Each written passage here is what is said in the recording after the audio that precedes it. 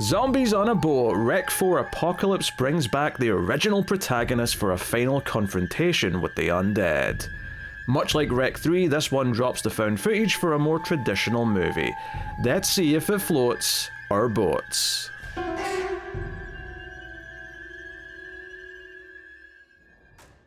Welcome everyone to Screams After Midnight. I am Peter, and joining me, as always, is Tim. Hey. How's it going? You got away with words, Tim. This is a horror movie podcast. Trying to be a little loose, casual today. Is that why you've touched up the mustache to... Mm-hmm. Yeah. Yeah.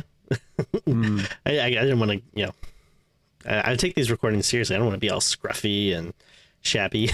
I want to look good.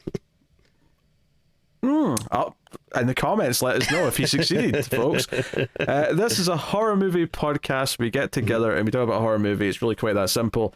And today we are finishing off a franchise. We had a vote, one of our monthly Patreon votes, which you can get by being a member over there at a certain tier.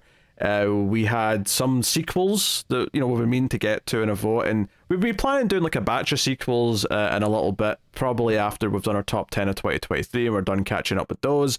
But we wanted to sneak in one here as one of the vote episodes, and the winner was Rec 4 Apocalypse.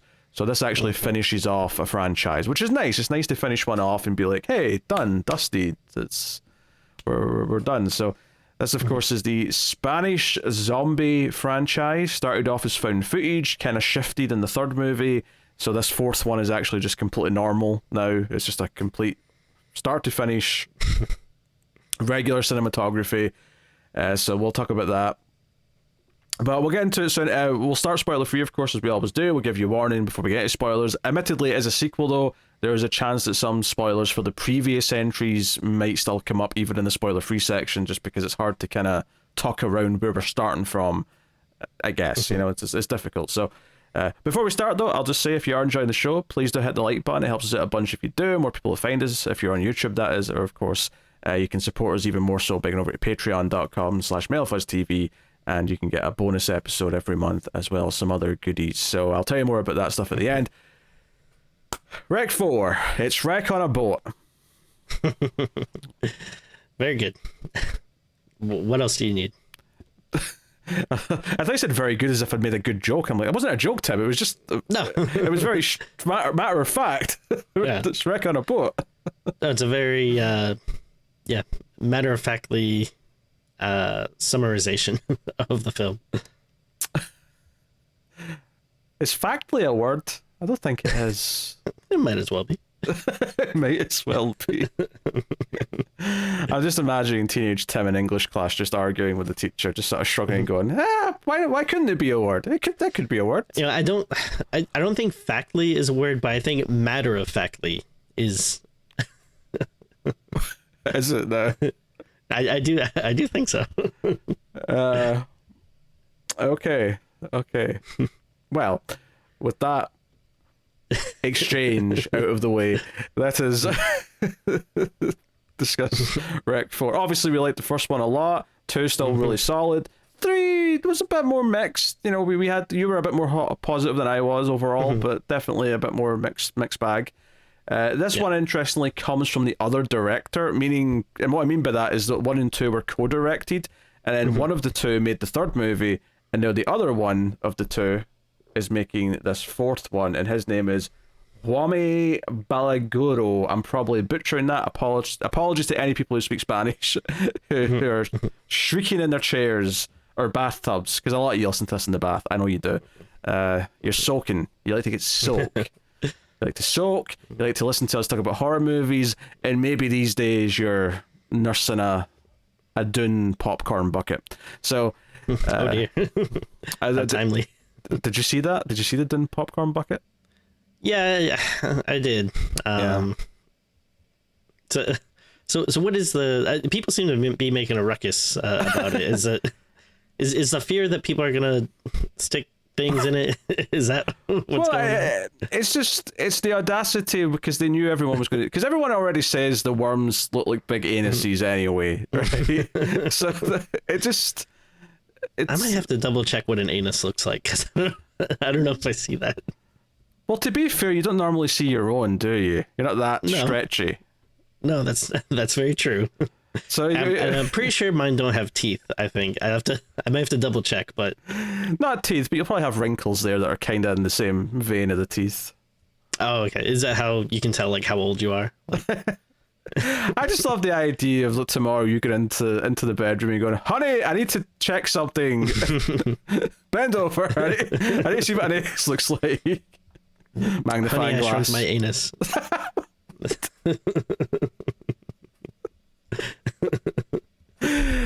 We're starting off strong with this episode. I can tell already. All right. So, this movie kind of follows on from 2 more than it does. I mean, 3 still happened. It's mentioned. You know, there's a slight connection, but it's really following on from 2. We have the star of the first movie back. The character of Angela is here again. The movie starts with her being kind of rescued from the hotel after the events of the second movie. That's like a little prologue, and then the rest of the movie's on. What would it be? It's an apartment, not a hotel, right? Oh, sorry, apartment. Sorry, it's an apartment building. Sorry. Not Freudian. Frederick Slip, we'll call that. All right. I just wanted to make sure. It's been a while since I've seen the sequel, so I want to make sure. Like, sure. Oh, wait, did they go to a hotel at the end of the second? No. It was an apartment building. I was conflating buildings with living quarters in them. Okay. Yeah, that's all. They're pretty similar. This movie, like I say, it's on a boat, and it's kind of about some scientists who are trying to. Why is the fact that it's on a boat so funny to you every time I say it? For some reason, the phrase "on a boat" is just setting you off. We'll get to it. I don't want to say it right now. Okay, so that's a bit of foreshadowing for later. Ominous teaser. So, yeah, basically we have Angela. We have kind of the SWAT team member who got her out of the building is kind of the other main character. And there's a couple other characters that are introduced, namely a scientist and sort of the tech guy who does a lot of the video editing on pervy stuff. I don't know why. Because he didn't come with the scientists, so the scientists just rented out this ship. So the people who normally work on the ship are just there because they work on the ship. And I actually, it just occurred to me like halfway through. I don't know if they gave me a good reason why there's a guy who knows how to work with cameras and editing equipment. Doesn't matter, like, and why they even have that equipment there aside from just I don't know. It's a lot of questions. It struck me a little bit. Is a little strange, but anyway, it's important for plot beats to happen later, so that's why he's there with that job. So, yeah, obviously the movie is a little bit slower paced to begin with because there's not a zombie outbreak immediately. It kind of does this thing where we're kind of waiting for stuff to happen because the scientists are working on trying to find a cure, basically. And they keep like taking blood from Angela and testing her because they're just making sure she's not infected or whatever. But of course, eventually there is infection and a zombie outbreak does happen on the boat. But it's honestly, the zombie outbreak itself feels a little, I wouldn't say afterthought necessarily, but it feels like it's not the focus of this movie. It feels like the drama of what the characters are trying to do in or around each other that's actually the focus, and the zombies are just obstacles that pop up every time they're traveling to and from locations more than anything else. But that's the basic gist of Wreck Apocalypse, which was very hard to summarize when Tim kept giggling at the most simplest phrases. Sorry. And then staring at me blankly as I try to describe something else. But thankfully, I get to shut up now and just say, "Hey Tim, what did you think of Wreck 4 Apocalypse?" So I thought this was absolute garbage. Yeah,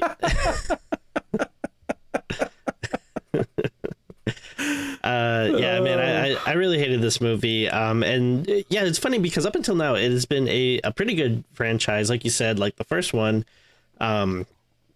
is a classic. I mean, we both really liked it. I believe we both had it on our top 100 lists, horror movies of all times, and for sure, yeah.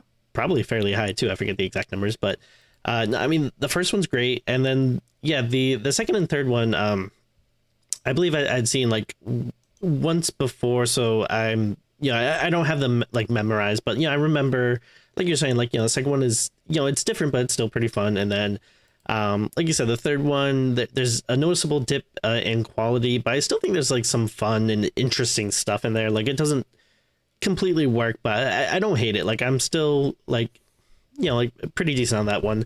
And then I think I tried watching this before, like on Netflix or something, like years ago, and not making it very far because it just absolutely does nothing for me. I think it completely loses any type of style or charm from the earlier movies. I mean, part of that is probably the fact that this is 100% like not found footage. Like I think I guess they kind of make like some teeny tiny nods to it, but it's not I don't know, to me it just doesn't feel like Wreck without that. And then also it's just there's just nothing interesting about it. It's very dull. I'm not instantly against boats. Like, I think. Well, Tim, you could have fooled me based on your reactions so far. I mean, there have been other movies that have had boats in them that have been good. I mean, Jaws comes to mind. But there have been other movies that have had boats in them that have been good. That's like saying there's other movies that have had trucks in them. Some of them have been good, even though I really hate trucks. But I'm sorry, the boat wasn't doing anything for me on this. It's like it was such a dull setting, and like already like I don't know, like this type of boat, like because I don't know, it's not like a I had a hair in my mouth.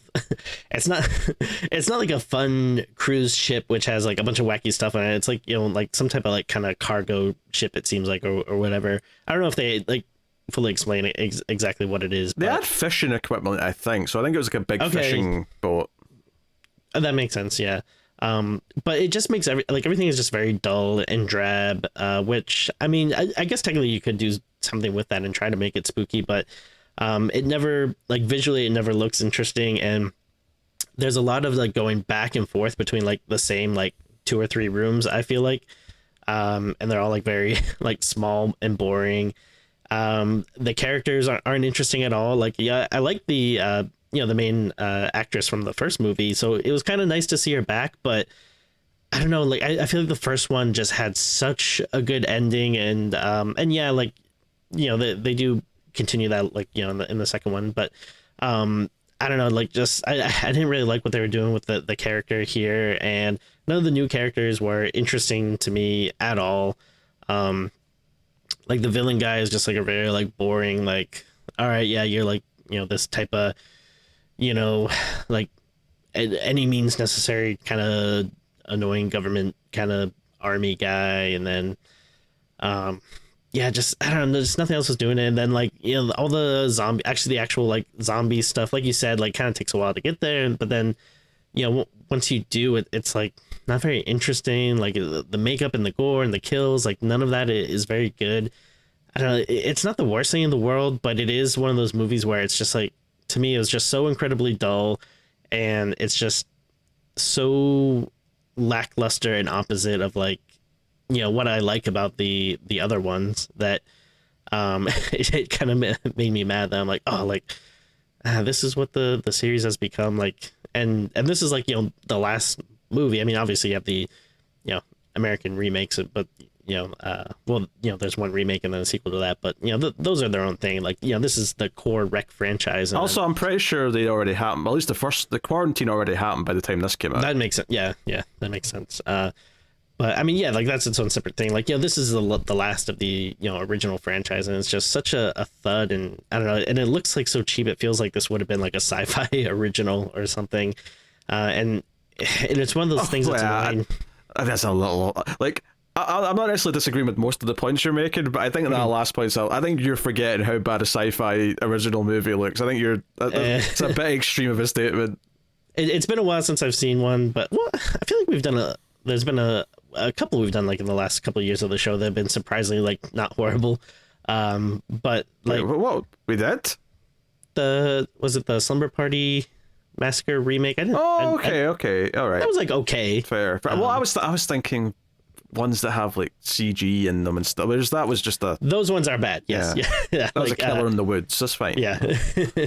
And of course, I mean, we can't forget about Leprechaun Returns. I was just thinking as how hard, like you were getting progressively more harsh as you were talking there, and all I could think in my head is it's still better than every Leprechaun movie. That was the thought I had in here. You're being far too generous to this movie. Yeah, and the worst part is it's just like so. It's just like I don't know. There's no charm. It's not fun, and it's one of those things where like it's not bad enough that at least it's like cheesy or funny or so outrageous that I can enjoy it in some level like that. But I don't know. I found very little to actually be positive about this movie. My apologies to everyone involved. So you didn't get wrecked, is what you're saying? I mean, if that's a good thing, then yeah. I mean, getting wrecked kind of sounds like it would be bad. I just mean it in the context of getting wrecked, as in you got a wreck movie. You never got wrecked. You got apocalypsed. Yeah. Instead. Yeah, I mean, I don't necessarily disagree with a lot of what you say. I don't think I'm quite as extremely harsh. I think it's a really middling movie. I think it's easily... Well, I would say it's easily much worse than the first two. I'd say it is worse than the third one, but I don't think the gap's that gargantuan. But you were more positive on that than I was, so that makes sense that I feel that way. Yeah, and I don't love the third one. Like, I think the third one was... I had fun with it, but like I don't think it's an amazing movie. And yeah, it's behind the first two, but I don't know. I enjoyed it quite a bit more than this one for sure. I think, yeah. I mean, I don't. I guess the one thing that I disagreed with, at least in concept, one of the things you said there was that you felt like it took place on a boat. Not that part. I was just ignoring that because there's no point in even giving that any response. I don't necessarily have a problem with the use of the locations, in the sense that I think that if you're doing a horror story with like a monster on a ship, I mean, in this case it's zombies, but similar idea where you've got safe areas that you're kind of retreating to, I think that often works quite well. And I'm not saying this movie did it well, I'm just saying that on paper I don't think that's inherently a bad thing. It's just that this movie's plot progression isn't like exciting, and I don't care about the characters enough to actually be invested in what's happening. If I said that, I apologize. I don't have anything wrong with the concept of being on a boat. Like, I don't care about that, but I like that could be good, but I don't think that did it any favors in this movie. Yeah. You said that. You said I apologize as if you like. Oh, I'm sorry. I accidentally said that I want to kick all children in the face. I apologize for my remark. I don't think you offended anyone, but yeah, clarifying. I don't want to mislead anyone. Whereas your opinion on boats, though, you've been perfectly crystal clear on. Listen, I like boats. I'm pro boats. I've been on a boat, believe it or not. Are you? For an extended period of time, I've spent time on a boat. I'm trying to think. If pro boat is the equivalent of pro choice, I'm trying to think of what pro life is in boat terms and say that's what you are, but I can't think of a good joke that pays it off. Like I don't know. Pro dinghy? Pro kayak. Pro kayak. Dinghy's good, yeah. Actually, Joe, what? Maybe this is a window into how kind of boring I was finding some of the movie. But at one point in the movie, I was thinking how boats are so variable in size. Like, if you think of like on-road vehicles, right? The smallest car you can think of up to like the biggest truck or like coach bus. Like, and then compare it to like a kayak versus a cruise ship. Like, the scale of all the different sizes of boats you can have is quite something. I don't know. I had that passing thought as I was watching the movie. That's fair. Yeah. I mean, that's a very good point.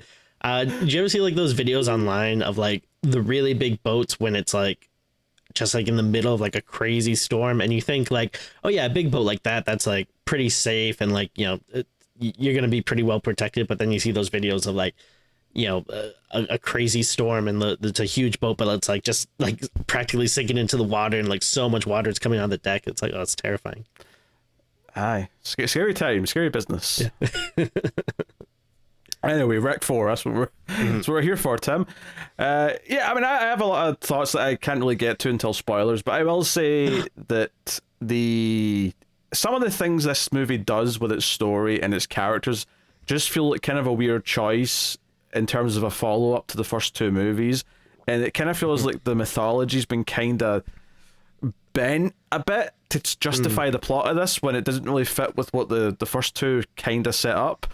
And I'm going to, I'll talk about that more in spoilers when we're talking about what the movie actually does, but I was kind of feeling that, and it was making it difficult to get invested in the story because that's there from the very start, and particularly with the main character of Angela, because she has a very particular set of circumstances by the end of the second movie, right? There's a very specific thing that the movie does with her by the end of that in theory you go into this one and like, oh, they've got Angela, but she's like this because this was what happened at in the last two movies she was in, and it kind of like dances around it in this weird way that made it very unsatisfying, because it was kind of like they were dragging their feet and they wanted to, I think they were going for like ambiguity, and they wanted the audience to kind of question like if something was or wasn't true, but we knew it was true at the end of Rec 2. Obviously there's some swerves and stuff in this and like some things they do to it, but it felt like it became very difficult to get invested in the plot when it felt like I wasn't really sure, and not in like an exciting way where I'm thinking, oh, is Angela this, is Angela that, is she up to no good, or is she doing this? Instead I was just kind of muddled where I'm like, am I supposed to be rooting for her right now or not? Am I supposed to be rooting for this other guy who's new? Because I'm not really, he's kind of bland, I'm not really rooting for him. So it was tough to really kind of get invested early on into anything. And then a big part of the movie is all about introducing this nerdy guy who watches her on the security cameras, and I think he's meant to be likable, but the very first thing we see him do is like creeping on her when she's getting changed. So it's hard to get in. You can't come back from that. Yeah, it's I don't know, it's weird. Yeah, so yeah, I don't like the movie. Like I don't want like I just don't think it's absolute garbage. I think it's dull, middling, with a lot of like weird choices that make it hard to recommend as a conclusion to the series. You know, I think personally when I'm recommending Rec, I'm like, yeah, watch Rec, and hey, watch Rec 2. It's a good double feature. But after that, you can kind of take or leave 3, and then this is best avoided for the most part. So yeah, it is what it is. It is what it is. So you're right, Sam. Sad day. No. no, I'm not. Hey, it was only 95 minutes. At least it's got that going for it. Nice and that's fair. Nice and brisk. That's what we like to see. Like to see briskness. That's true. So, I mean, as far as like any other non-spoiler things to say, I like. If anything, I actually think the rapid pace at times was almost a hindrance because it took away from the horror. It felt like every time anything was happening with the zombies, we had to have lots of quick cuts and lots of Dutch angles, and I think it's kind of, it ties into what you were saying about the style of the original movies being lost, because now it's just not just like a normally shot film, but it's a very generically shot film. I think's the problem. Like obviously regular cinematography can be great, that's what most movies are, and all the best movies ever made probably look quite good, but this doesn't quite have that. It's kind of, it feels a bit cheap and nasty at times, with just, and not so much that they don't have money, but more just the choices they make with how to like do these quick zoom in Dutch angles. And you know, it's like there's a shot at one point where a character finds a machine gun. It's like the second sort of soldiery dude. He picks a machine gun off of a corpse, and as he's like, you know, loading it, checking the clip, and like cocking it, and like there's like 6 cuts and music's dramatic music's playing as he's like doing and I'm like, what this is not an action, like it feels like a lot of choices were being made because the director wanted to have it feel action packed, and for the most part, like, when it comes to horror, I'd rather feel tense than like adrenaline, I guess. But in a way, it kind of reminded me more of like watching a Resident Evil movie, like the original one. It's kind of like, it's better than most of them still, because most of them are just so goddamn stupid. Right. But yes.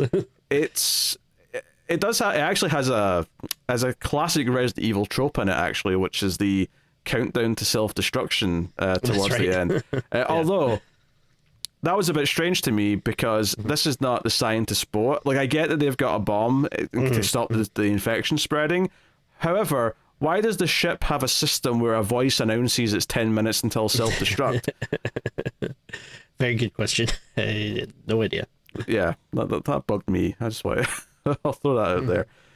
So I guess a question, though, kind of doubling back to the point you're making, saying it kind of loses some of that wreck feeling.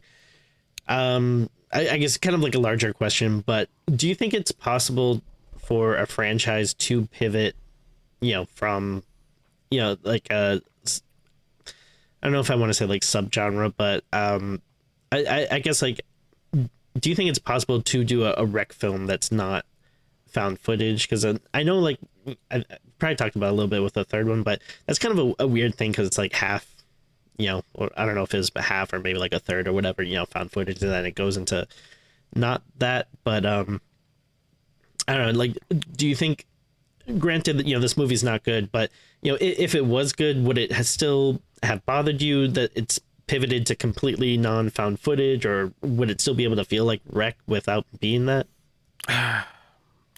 It's interesting. It's kind of a what if, so Yeah, no, I get the point of the question.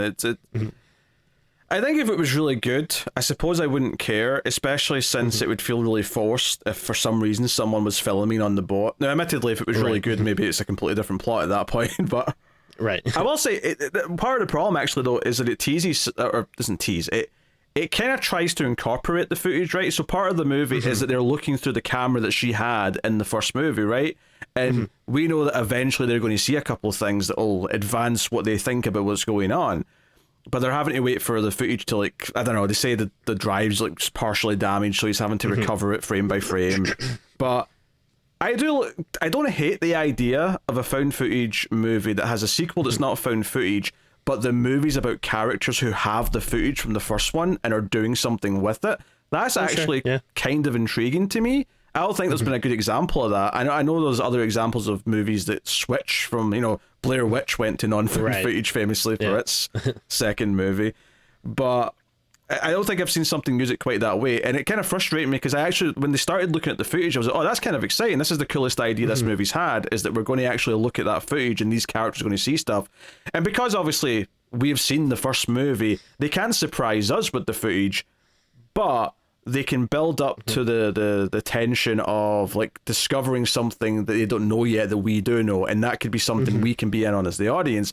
And that, of course, is what's going on with Angela. But the problem, going back to my other thing that I was saying that I don't like, is that it was really weird and unsure. Like, I think if Angela had been clearly, like, evil and doing bad things from the start behind everyone's backs, and we were kind of, like, building up to them, like, realizing they have to, like, do something with her, that might have been quite suspenseful, like, getting to that point. But because she seems like she isn't evil, and she seems like she doesn't even remember doing anything in the end of the second movie, it kind of feels like, it feels like, it feels muddied. There's so many points in this movie where I felt like the intention of the feeling they wanted to create was so muddy that I couldn't, even though I could see the ideas that I liked, like them watching the footage to discover stuff from the first movie. I got really frustrated with just not being able to enjoy what I thought was the point of it, because they just kind of made it weird in other ways.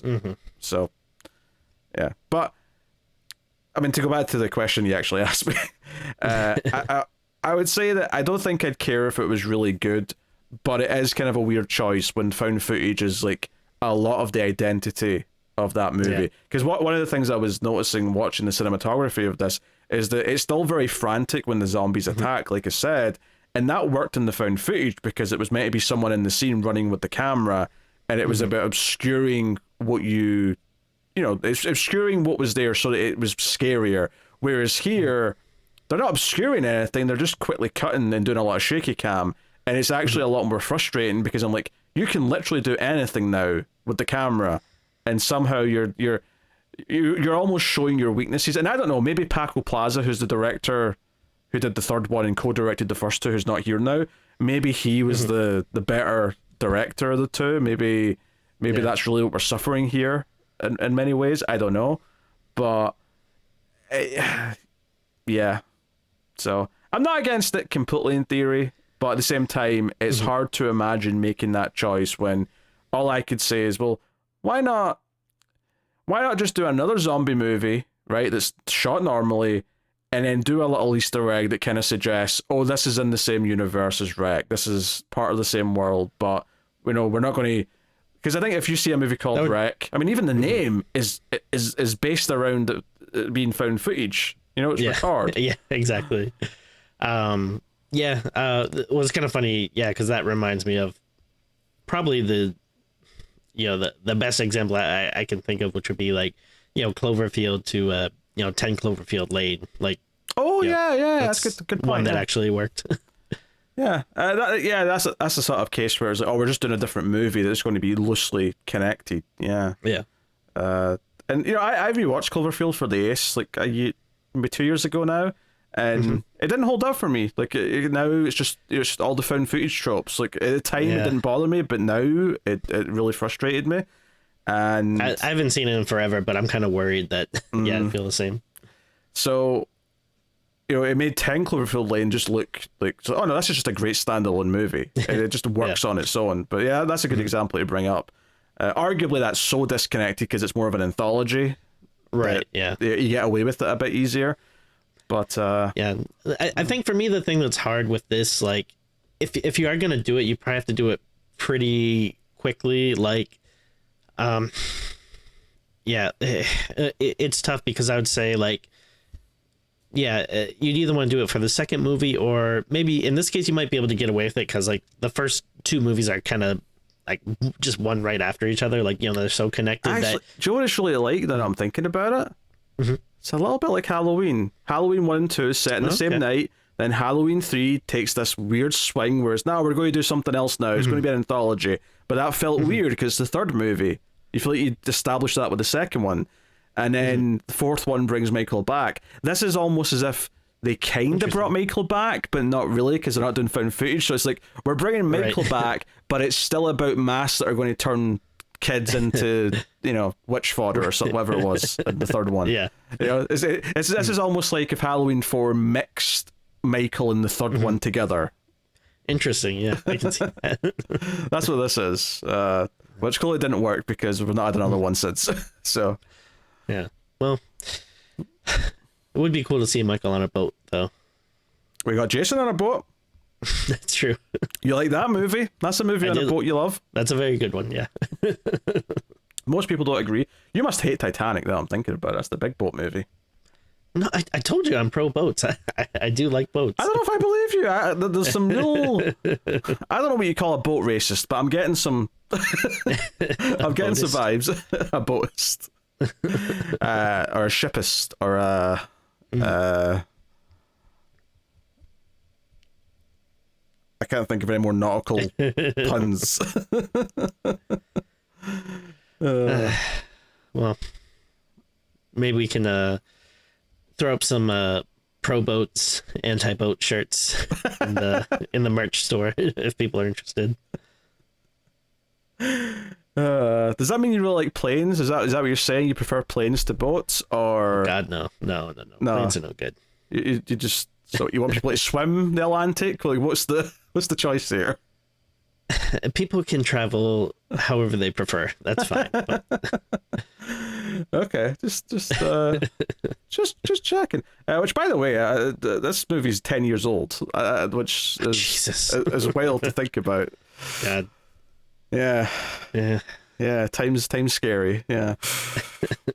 It's been 10 years since 2014, which is obvious when you say it out loud. It's just 24 minus 10, but like when you realize, it's been a decade since all these movies that came out. Not that I was thinking of this one when this was scaring me, when I was thinking about it like a couple of weeks ago. I was thinking of Interstellar being 10 years old. I was thinking of Guardians of the Galaxy being 10 years old. Rec 4 never really entered into my mind when I was thinking of this, but worth mentioning. So Well, maybe we'll get some eyes on this episode for people seeking out stuff about the 10th anniversary. They'll be looking up for some reviews. No one cares about the 10th anniversary of Rec 4 Apocalypse.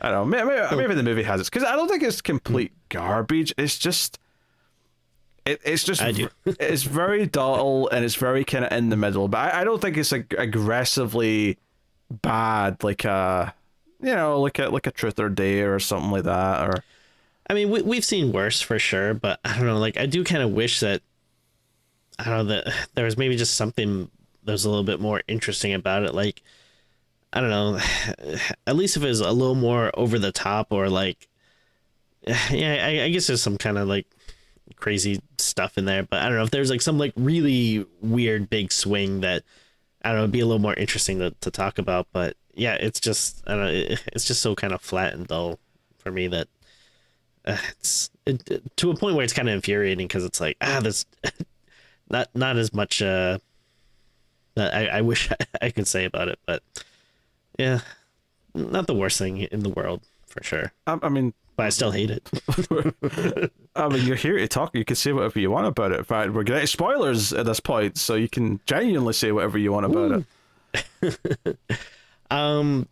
So I feel like there's again, because I haven't seen the sequels that much, so my memory is a little shoddy with it. So correct me if I'm wrong, but the okay, so we are in spoilers, right? We're in spoilers. Real spoilers for Rec 4. Right. You've been warned, everyone. So the stuff with, Angela getting the parasite going down her throat, that's from the second movie, right? Because the first one just ends with her being dragged away. Yeah. The parasite reveal. Okay. Was like a flashback at the end of the second movie that showed what happened after the end of the first movie. After that. Yeah. Okay. Yeah. So the problem here is, though, right? So just to, rather than go through the movie in order, because honestly a lot of it's just kind of repetitive, and I don't think I'd be able to do it properly.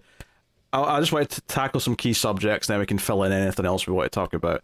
And I think the subject of like what's going on with Angela is one of the big things of this movie, because so like you say, the first movie ends with her trapped alone with what turns out to be this possessed girl who is the genesis of the virus, right? The zombie virus came from someone who was possessed, and that was something we liked a lot. That was like a very different take on zombies.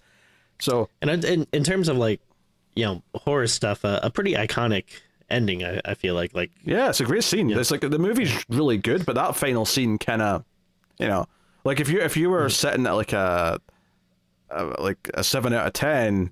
That ending bumps you all the way up to an 8, right? Oh, yeah. And if absolutely. anything, I think we went higher than that. I'm just saying that hypothetically, but so that establishes that, right? And then the second movie doesn't really do anything to mess with that, really, right? It's just more fun in the apartment building, and you got the SWAT team, you got different cameras. That's how they shook it up. Is instead of doing like a different location or something like that, right, yeah. They had different cameras on all different heads, and then you had the teenagers with their camera, and then you eventually had Angela show up with the original camera and said, "Hey, we have to keep documenting this for, the truth to be out there," kind of thing. It's like, okay, right, so they played some fun hot potato with what cameras we were watching in the second one. Okay, that shook things up a bit. But the thing at the end revealed that she'd been taken over by we see there's not much context for it other than just we see the possessed woman spit this parasite into her mouth, and that's kind of it, and that just kind of implied, oh, now Angela's possessed.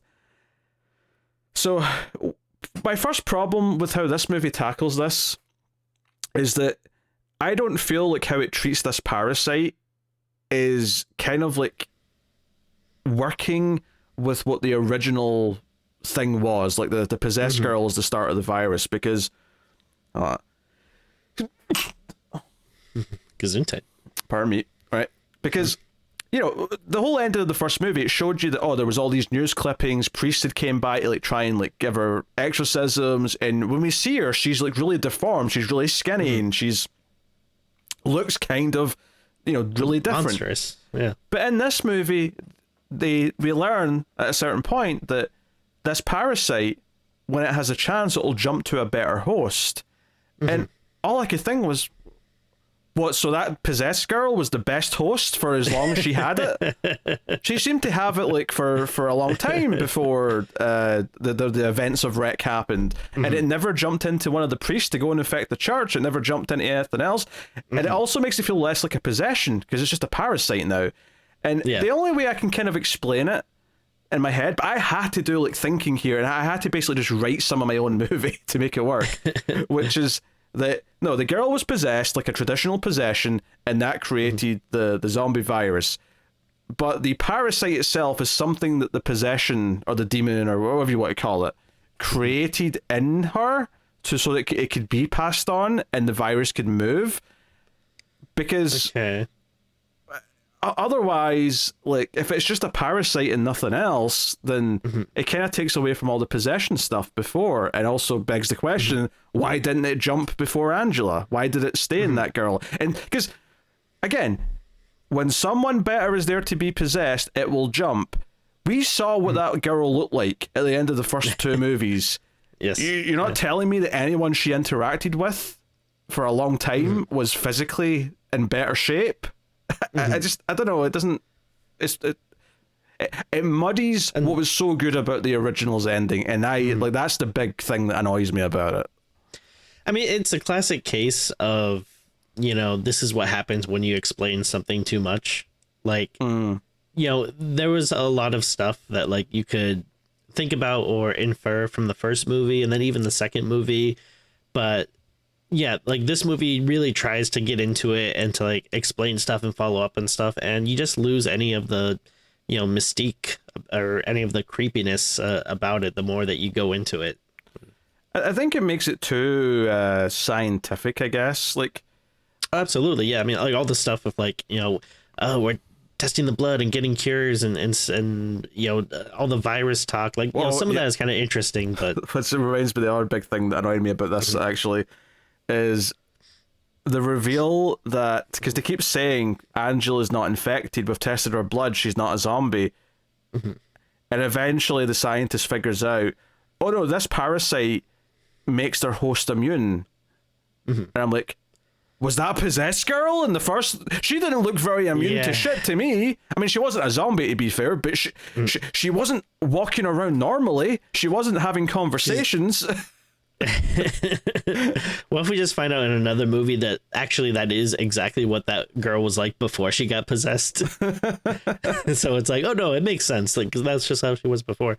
I mean, it's a pretty big like flaw in this movie. Like, if you stop and think about it too hard, like there's a very big difference between how Angela is walking around and acting while she's supposedly possessed or carrying the parasite or whatever, versus how that girl that is doing that at the end of the first two movies. Yeah, and obviously the big twist later on in the movie, and I say that kind of jokingly, is that the SWAT guy who got her out of the building, the other main character, what's his name here, Guzman, there you go. And I'll be honest too, I kept confusing like the two like main hunky guys. Like, I don't know, they were just both like, oh, you're just both like muscular dudes with short hair. And fair enough. The main one was bulkier, so I never had trouble, but he turns out to have been the one who's been, well, I want to say possessed, but like, I don't know if anyone the parasite gets passed to is technically possessed. That said, though, when it's revealed that he's had the parasite and he's had it, he basically took it from Angela in the building before they left, right? That's what we find out at the very end. He the whole movie is pretending he's normal, like a bad guy who's like infiltrating. It's like a twist. Oh, I was evil the whole time all along. That's the way the moment plays out. So. And that's all fine, and that does at least tie in a little bit to Rec 2, because Angela kind of did that. Angela was kind of like, she showed up and was part of the group, and in the end and revealed, oh no, she's been infected, and she's been she's been acting like she's wanting to help them the whole time, but she's actually not. Like, her whole goal is to get out with this thing inside her. I mean, maybe we can deduce that the original possessed girl was possessed for a long time, and like it made her go crazy or deteriorate, and that's what happens when I don't know. Like, maybe the reason why she didn't take anyone over is because the only people who came to see her were priests, and she can't, like, because it's technically a demon that's possessed her, like, the crosses and stuff stop her from... I don't know. Like, sure. But I am looking for something to make this kind of link together. And it feels like they took what they did with Angela in Rec 2 and tried to expand it into a whole plot here. But, like I say... that made it really frustrating to watch Angela in this, because I kind of wanted to root for her because she's the main character from the first one and she's acting normal, but is she just, is this just her playing? Like, I think if you were going to do that, you'd have to like see her doing bad stuff. Now, obviously, that wouldn't make sense given the fact that it turns out that she isn't infected by the end of the movie. She hasn't been. But I guess the question I have is, the person who has the parasite, are they straight up possessed like the original girl was, or is it more just like a symbiote that kind of takes over? Because the original possessed girl didn't feel like a symbiote. That felt like a straight up classic possession, which was made it so interesting when that was the origin of the zombies. So I'm starting to repeat myself. I'll stop there, but I don't know. Any thoughts you have on any of this crap, Tim? Yeah, it sucks. I mean, yeah, no, I mean, like I said, it's just, you're just really losing something the more that you try to justify it, and add all these like twists and turns, and we're like, oh, actually the thing that you thought happened isn't exactly the way it is, and then blah, blah, blah, you're adding all this crap. It just loses a lot of it just makes it so much less interesting than the other movies. And I think that's like a big problem about this. Like, if you really just wanted to do like wreck on a boat, like, that can be fine, but the problem is that you're trying to add so many of these wrinkles and like have these quote unquote kind of twists or stuff tying back to it, and I don't know, I just feel like it's weaker for it, where if you just try to be like, hey, we're on a boat and here's some zombies, at least that could have been more fun or interesting. First thought is they should have called this movie Ship-Wreck. Shipwreck. Oh, okay. It's good. The dash threw me off at first, but yes. I was emphasizing that it was without the W. It was just REC at the end. Let's get out. Yeah, of course. I mean, I only give you gold, Tim. Nothing but gold. Gold, Jerry, gold. All right. So another question I had was the old lady who keeps thinking the Rec 3 character. Yes. Okay, so I was gonna say, like, I didn't remember if she was specifically from Rec 3 or if that was like a nod to it. No, I think she was like, I mean, I'll click on her to find out. I feel like I remember seeing her in Rec 3. It's been about a year and a half or something like that since we did Rec 3, so my memory's a bit fuzzy, but it's entirely possible that I've just seen her in something else and that's why she seems familiar. But I thought she was. I'm just going back in time and checking. Well, that was Rec 4.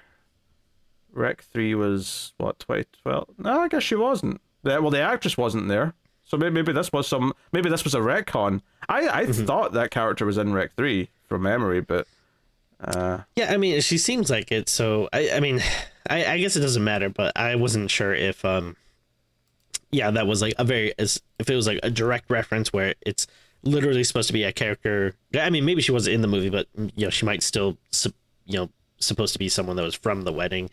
So I wasn't sure if it was like that or if it was a nod. The other thing I wasn't sure about is like I thought by the end of like the other movies that it like the virus had spread and like it was causing like basically like chaos and like that kind of stuff,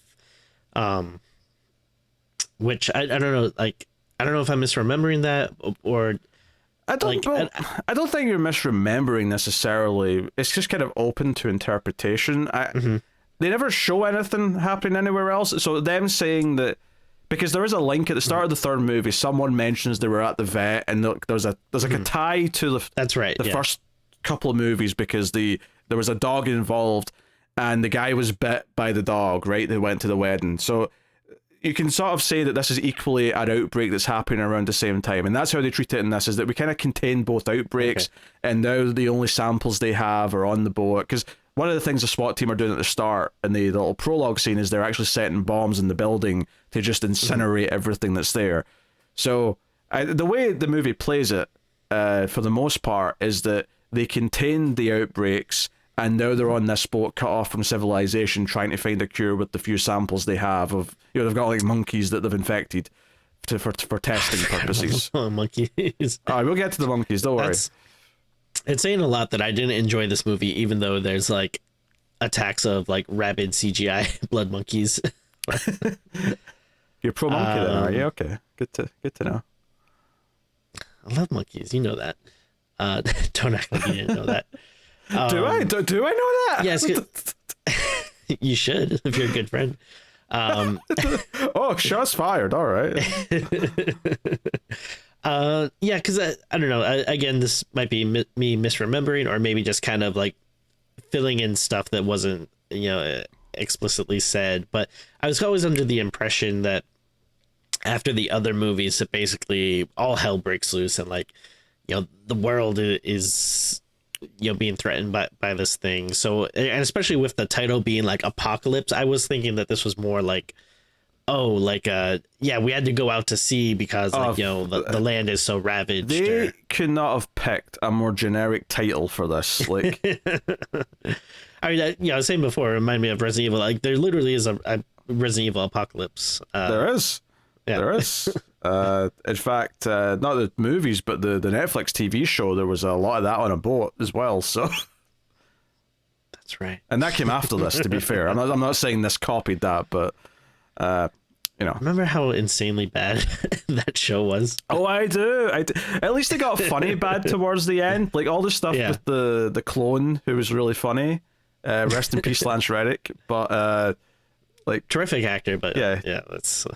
He was very funny. It's not what I want from a Resident Evil like piece of media, but isn't there something like a dance sequence or something that?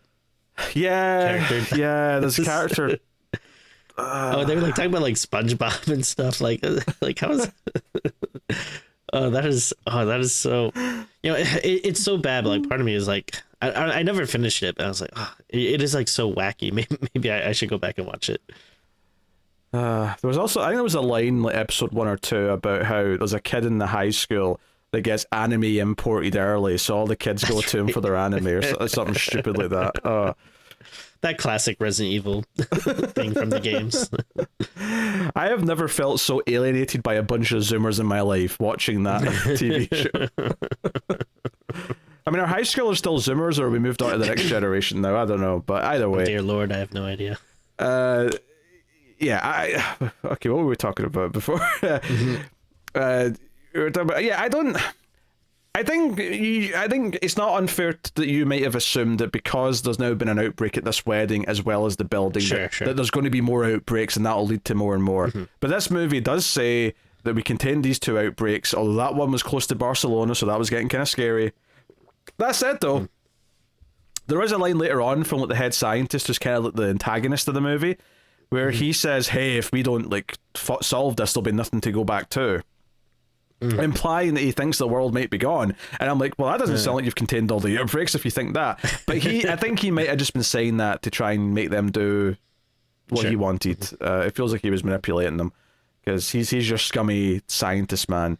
Which is kind of a weird like thing in this movie, because again, to compare it to Resident Evil, I wasn't expecting to do this much comparisons, but he kind of feels like in a Resident Evil story, this is the evil umbrella scientist who's like doing things that are kind of shady for the pursuit of the science that he's doing. However, his goal in this movie is to make a cure, which isn't inherently bad.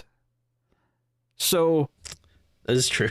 That is funny. Like, they do play him off as like the stock like evil scientist kind of villain guy, but the thing he's doing is like, oh no, that's something that you want him to do. I mean, his goals are pretty admirable, all things considered. He's a bit scummy with how he goes about some of it, but ultimately he's trying to make a cure, and that's how we get to the whole parasite thing, is because he realizes that oh, we can't just use any test subject to make a cure because the virus mutates in every host. We need the original thing. We need the parasite that causes the virus. And that's my other thing with this whole parasite thing. We keep talking about a parasite, and literally the last shot of the movie, barring a mid-credit sequence, is... I didn't see that. I mean, it's like after 2 credits, so you might have seen it. It's very quick. It's in like a taxi cab. Remind me later. Okay.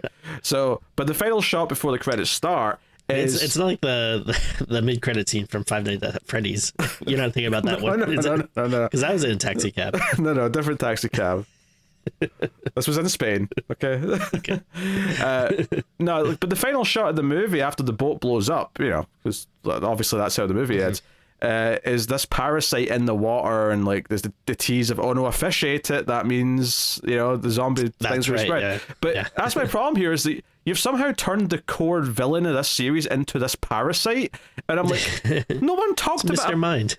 No one talked about a parasite in the first movie, and even the second movie, even though you see the parasite pass mouth to mouth at the end, it was more just a visual representation of, oh, the possessed, like, force, whatever it is, the demon is going into Angela. That's all it really represented. But this movie is doing nothing but talking about the parasite and its DNA so it can create antibody virus shit. It's so frustrating. Just a quick tangent, because we're talking about parasites. But, yes. Have you ever played Parasite Eve? I have not, actually. No. Okay. Yeah, that'd be a fun game to make a comeback. I remember liking it quite a bit. Yeah, I think I say I haven't. I might have like tried it briefly once and expected it to play like a Resident Evil, and then when the combat started, I went, wait, what's this? And didn't understand what I was supposed to do. I feel like it's interesting because it's like, sorry, it is like a mix of like Resident Evil, but it is kind of like RPG like combat. Like, I feel like now, because when I tried it, this was probably long before I'd ever even played an RPG or a turn-based game. I feel like now it'd probably click with me a lot better if I give it a try. But yeah, that'd be a fun one. I wouldn't mind seeing like maybe a remake or something. I think there was like some rumor or something a while back that, you know, it was like one of those ones like, oh, like a Squaresoft, you know, what do you call it? Like bought a website or renewed a website for the name or something. That I remember liking I forget if I played the second one. I do think it's like a couple of years ago I got the PSP or Vita, and they had like this, I was like just looking up like, oh, like, you know, PSP Vita games that, you know, I've never played, because, you know, like some of them ended up getting ported to, you know, whatever, you know, console, PS2, PS3 or whatever, PS4, I don't know. So, you know, like there's some like PSP games that maybe you end up playing when it I could tell Tim really wants to talk about Rec 4, but we're getting deep into this tangent now. Just one last thing I'll say. So I saw that there was like a third Parasite Eve game that I forget if it's PSP or Vita, whatever. But I was like, oh cool, I like Parasite Eve, so I bought it, and then like, man, that game was just so horny. It was like it was like something like, I think it was something like when you get like the more damage you get, like I think like, you know, the more like your clothing gets shredded, and like, you know, it's like one of those like type of things. And that feels counterintuitive. I feel like all the horny boys will be like, yeah, take that, like they want to play that game where they're one hit away from death at all times. I mean, hey, I'm not saying I didn't enjoy it, but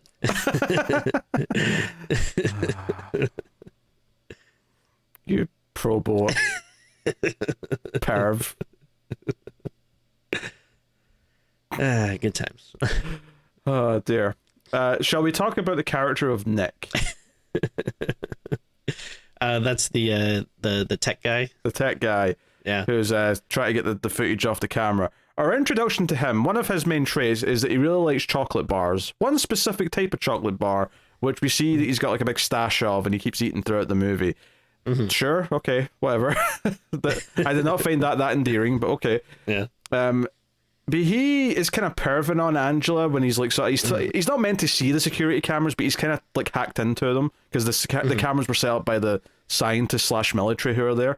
But he's watching her in her room as she's getting changed, And the movie doesn't play this like it's something like, oh, he's doing something he shouldn't be and he's going to learn from it, or he's a character we shouldn't like. The movie then just kind of goes on with this idea that he's like supposed to be kind of this lovable goofball who's attracted to her, and he's because he's a fan of her show. That's what we find out, is that he really wants to be introduced to her because he likes her TV show.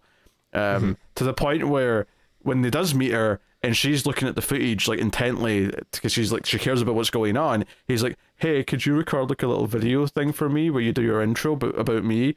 And like he just kind of like, honestly, it's kind of weird because from his introduction's a little memorable in that it feels like they're setting up someone with a fault or someone who is unlikable, but then the rest of it plays really straight as if he's just meant to be this kind of, you know, like when you're watching an ensemble movie and you've got someone who's a bit more, he's not the hunky guy, he's not the brave one, he's kind of the cowardly, nerdy one who's going to maybe find some courage later on. But they play it so vanilla that I never even felt like they kind of gave him big moments where he was making big choices to actually save the day, you know? Like the most he ever does is like hit one guy in the face, and it doesn't really feel like a big moment when he does it either. It just kind of feels like, because he literally just before that happens actually watched someone else get eaten by zombies, and he's yelling for help, Nick, please help, and Nick just stands there frozen, and the guy dies, and then seconds. It never feels like oh, does he feel bad about that? Does he feel guilt? Does that motivate him to do better with any other chances he gets to be a hero? Nothing really comes of it. It's so. It's hard to give a shit about him, is what I'm saying. No, I agree. It does feel like the movie wants you to like him a bit more, and that he's supposed to be more of like a lovable goofball. But I mean, like you said, that kind of introduction to him where he's perving on Angela. It's not great. And then just I mean, after that, it's just everything. It's just not like super interesting. I guess on the one hand, he probably has like maybe slightly more personality than like, I don't know, some of the other like characters I just think are so bland, like the with the Guzman. Well, he was like the soldiery guy, but then who was like the other one that was kind of like that was studying like global epidemics, like that guy. Studying, you mean the scientist?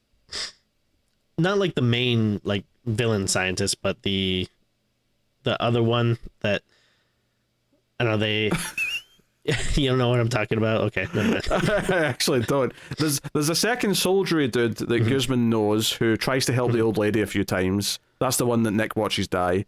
I don't know if you're talking about him. And because I thought they said like before that he like studies global epidemics or something like that. I don't remember that. I remember them saying that Guzman's technically a doctor, so he knows about how to treat an epidemic. Oh, maybe that's what I'm thinking of then. Because I think I said before, I mix those two up. Because they just look very similar to me. But all right, the point I was making though is that I thought both of those characters were extremely bland and boring. Oh, that's fair. Yeah. So I guess I mean I don't think Nick is that much more interesting either, but I guess at least he has a little bit more of a personality, even if it is just like he likes chocolate bars and is nerdy and awkward around this girl or whatever. I think that the other, I mean, just on the Nick thing, like a simple little fix for it, I guess, would be that he's like looking through the cameras, he sees her, he's kind of like fixated because he thinks she's pretty. The moment she's starting to like undress because she's getting changed, that's the moment where he should be like quickly change the camera because he realizes, oh no, I shouldn't be looking at this. But instead he just sort of, he doesn't even get pervy and like sort of lick his lips or anything like over the top of that. He just sort of has a blank face like he's watching TV. Like this is just like the next scene in the movie kind of thing. It's a really weird like introduction to him.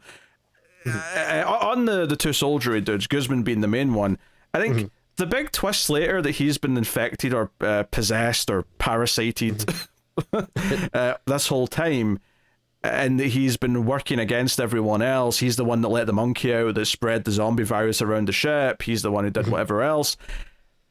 That would have maybe more of an impact if it felt like he actually, I don't know, bonded with like anyone else, so that it'd feel like a betrayal. But I mean, I know like Angela and him are a little buddy, but it never feels like they're building like a potential romance or even like a friendship. It just kind of feels like he's not from this boat, so I kind of trust him slightly more than all these scientists and military dudes who had me strapped to a table at the start of the movie.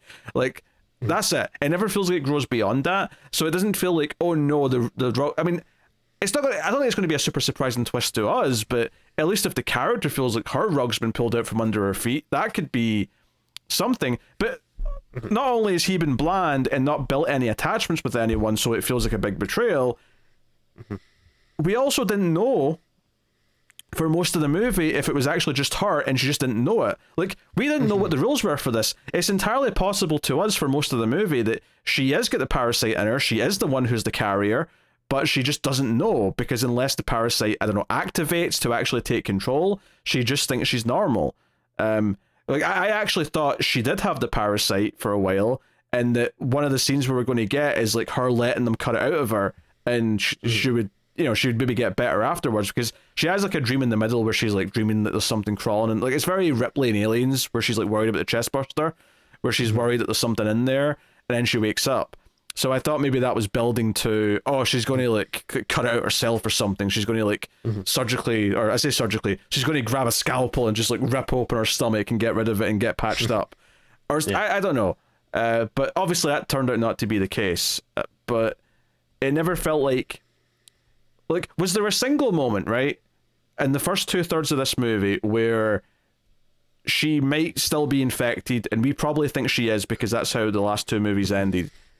Is there ever a moment where there's even something she does that's remotely questionable, where you're like, oh, that might have been something bad she just did to, you know, like, because like typically if you're trying to question if someone's good or not, they'll usually have them do something that might appear shady, but later when it turns out they've been good the whole time, oh no, there was a justifiable reason for that little thing they did that looked bad for a second.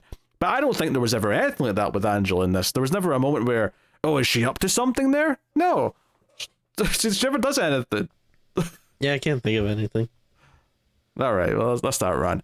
I want to mention how the virus spreads initially, because the monkey gets out and it goes to the kitchen and bites the cook, which is fine, but somehow the cook still functions. Not for the cook. Well, not for the cook, yeah, but the cook still functions and makes dinner with this monkey meat, right? Even though he's already infected by this point. So the way we get a bunch of zombies quickly is that a bunch of the military guys like eat the monkey zombie for dinner, and apparently that infects you which is fair enough. I'm not surprised that infects you, but you know, that's what basically does that to them right away. I just thought that was worth mentioning. It's, I don't know, it sounds like it should be, you know, because it is kind of crazy, so it sounds like something that it should be more fun or more notable, but I don't know, it just didn't really do much. Well, they never focused on them eating it, right? They never really emphasized, oh, hey, they're eating the stuff that's infected. They just kind of... Yeah, I guess the fair way to put it would be that they take something that on paper sounds like a crazy, wild way to start a zombie like spread or movie, and they somehow done it in the way that was the least engaging, where like the most dramatic moment from it is when the other main characters come in to have something to eat after the second shift of, you know, dinner, if you will. One of them sees the kitchen and sees that the food's infected and comes running in and stops them, but it's not like they're close to taking a bite. They don't even try and make it a dramatic moment out of it. It's just kind of like, oh, you've barely sat at the table, don't eat anything. Like, the guy could have run out and could have been like, it's monkey, the meat is monkey, and like start knocking out of people's hands. And yeah. Also, they seem to think that all the food was infected at this point, and I'm not sure why a lot of the other stuff would be infected. You know, surely there's still food in crates that hasn't been opened that is probably safe to eat still, I imagine. You'd be surprised. What does that even mean? What does that even mean, Tim? And the monkey could have shat some blood on it. Shat some blood. You could have said either shat on it or bled on it, but no, you thought you'd go with shat some blood. I mean, these weren't healthy looking monkeys. Well, no, that is true. They were zombie monkeys. That's fair. There must be a lot of interesting stuff to talk. I guess we need to talk about one, the ending, but also I guess some of the other scientist man stuff, because there's a whole thing in this movie where he's got all these men chasing after Angela, and she's running away and holding scalpels to necks to try and get away. Ultimately, while some of his guys are being bit, she actually bites him in the arm and says, "Hey, I'm not infected. I just bit you. Go and test yourself." And sure enough, it turns out she's not infected, and that's what leads up to the big reveal with Guzman being the one who's infected.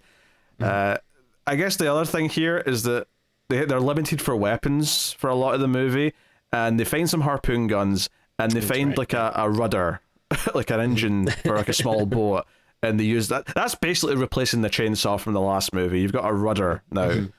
So we see that get used a couple times. It's very CG though when it's actually cutting into something, so it wasn't the most fun thing to actually see be used.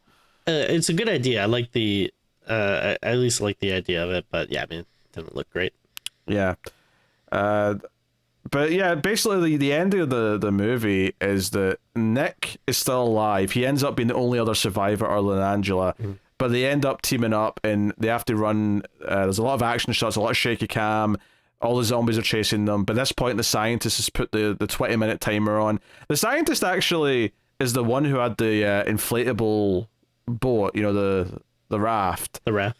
And he was... Now they're just getting on a smaller boat. Did that bother you, Timothy? No, I love boats. No matter the size. Does raft count as a boat because it's inflatable? I guess it technically is kind of a boat, but... It's kind of a boat. Kind of a boat. It's not the best boat you can get, but I mean, it's better than no boat. Is an inflatable raft closer to a boat or like a rubber ring that you'd have in a swimming pool? Good question. I guess it's kind of like the natural evolution between like... It's like they had sex, you're saying. A boat and a rubber ring had sex and out popped an inflatable raft. Well, like I think, like, you know, when you look at those like charts of evolution where you see like, you know, the monkey that becomes the caveman that becomes the human. Basically, if you did that with boats, you would see like, you know, the donut that becomes the raft that becomes the the cruise ship. Yeah. Now I want a donut. You said donut instead of rubber ring, and now I want a donut. I don't blame you. They're good. Donuts are good. They're good. Unlike this movie, they're pretty good. Contrary to popular belief, I had we had my brother-in-law brought over some donuts for us over the weekend, and asked my son if I was like, "Hey, you want to share a donut?" And he was like, "Mine." He just grabbed it and proceeded to eat pretty much the whole thing. Top job parent in there, Tim. Yeah. Good stuff. I see capitalism's true and well in the Vergilish household. Mostly when it comes to food. It starts with donuts. Next thing you know, it'll be healthcare. I'm just saying. Oh, God. Okay. That's why it's going to be running medical insurance. He's going to be denying people claims. Oh, what's that? You've got cancer. Boo-hoo. I'm sure you'll be fine. That he's denying. Anyway. Yeah, so yeah, there's a lot of action at the end where they're running to try and get to the front of the boat so they can jump off, or maybe it's the back of the boat. I can't remember what side it was, but there's a lot of running and like climbing over nets and stuff. Port? Yeah. You don't say back or front, you say port and one other thing. I forget, harbor. I was going to say, they're not both called port. There's a reason why I said front and back, because I didn't know which was which now. Well, maybe if you like boats a little bit more, you would know that. There's also aft and stern, I believe, is the other two directions. If you say so. I thought you liked both, Tim.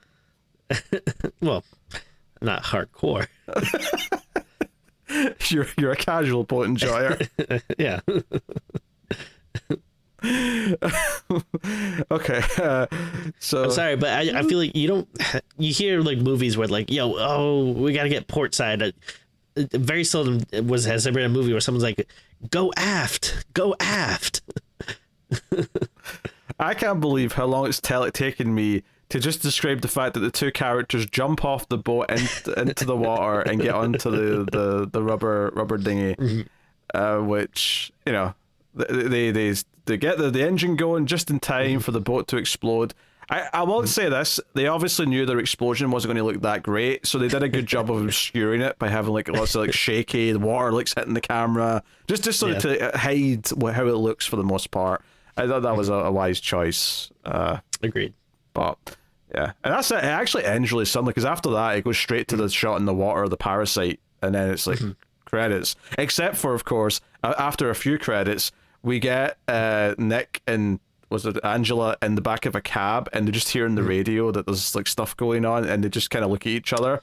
That's right, yeah. After the cab driver looks at them and goes, "Hey, it must have been some party you two were at." I remember that now. Yeah, and they just look at each other like, this effing guy, like, how dare he assume what we've been through.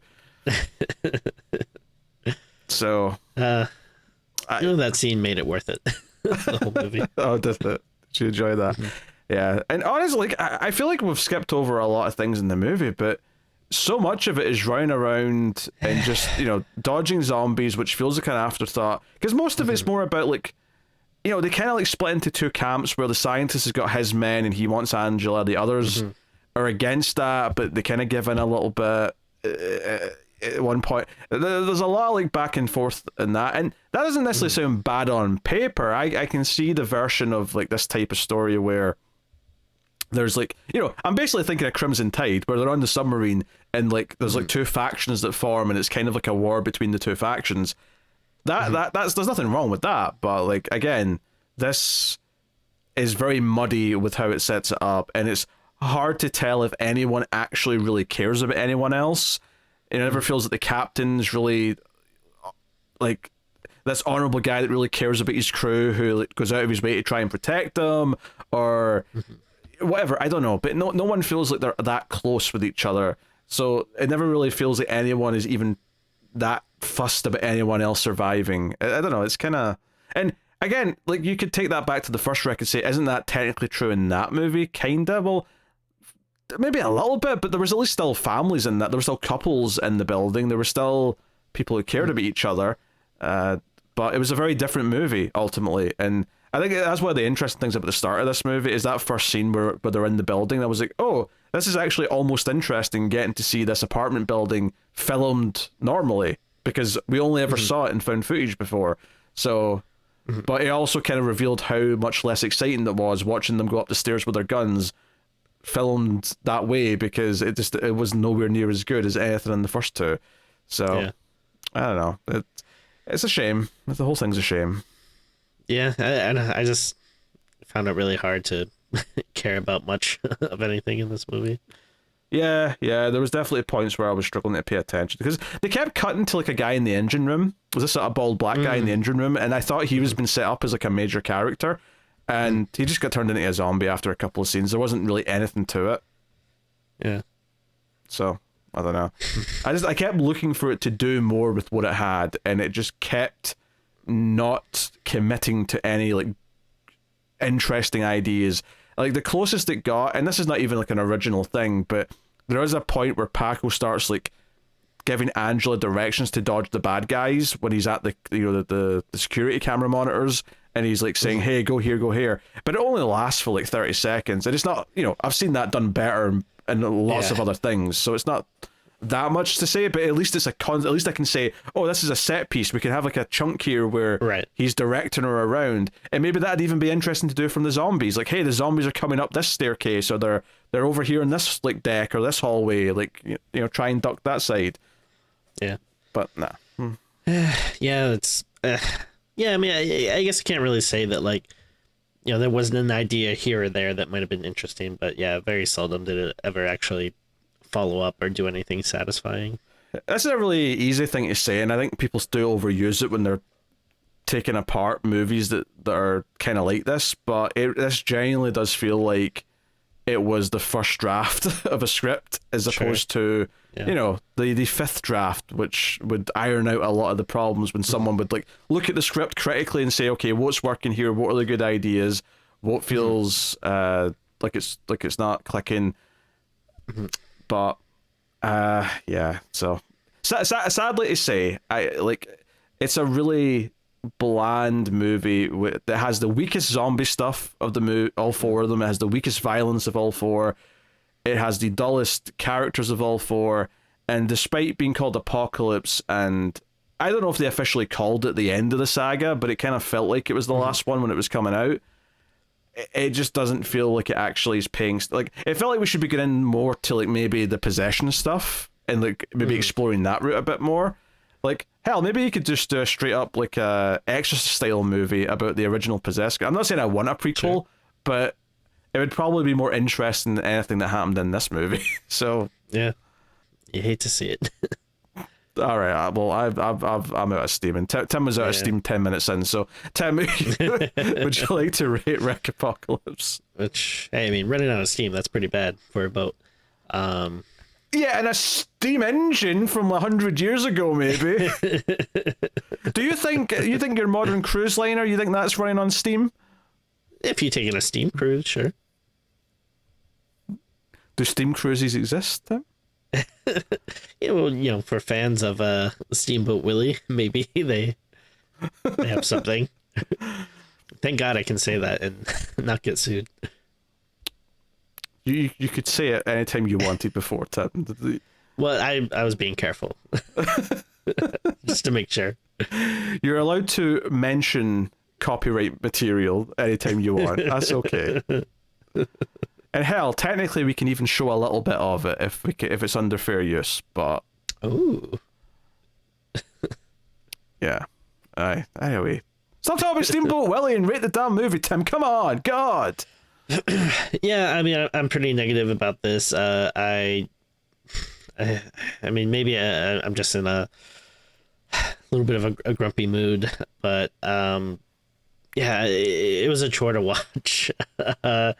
I just found like very little positive about it. Like, it's exceedingly bland. Nothing about it was interesting to me. The story, the characters, a lot of it just kind of made my eyes glaze over, and a lot of that stuff could have been forgiven if at least once the outbreak happens and zombies are running around, if we at least get some fun deaths or gore or whatever. But even that is really subpar and uninteresting.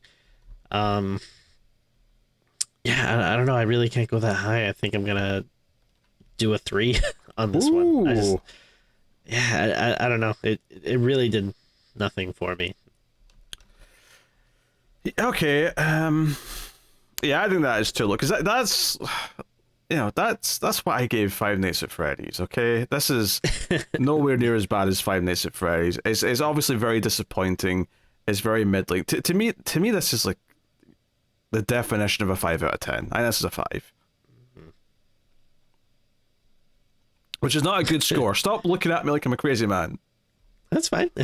Okay, all right. I enjoyed it 2 points less than you. That's fine. So I guess that averages out at a 4 for the show's rating. So take that what you will. Well, it's a 4th entry, so it makes sense. Is that how it works? Movies can't be great until they get to 9 or 10 entries? Is that what you're saying? Most of them. Anyway, so vote winner done, dusted.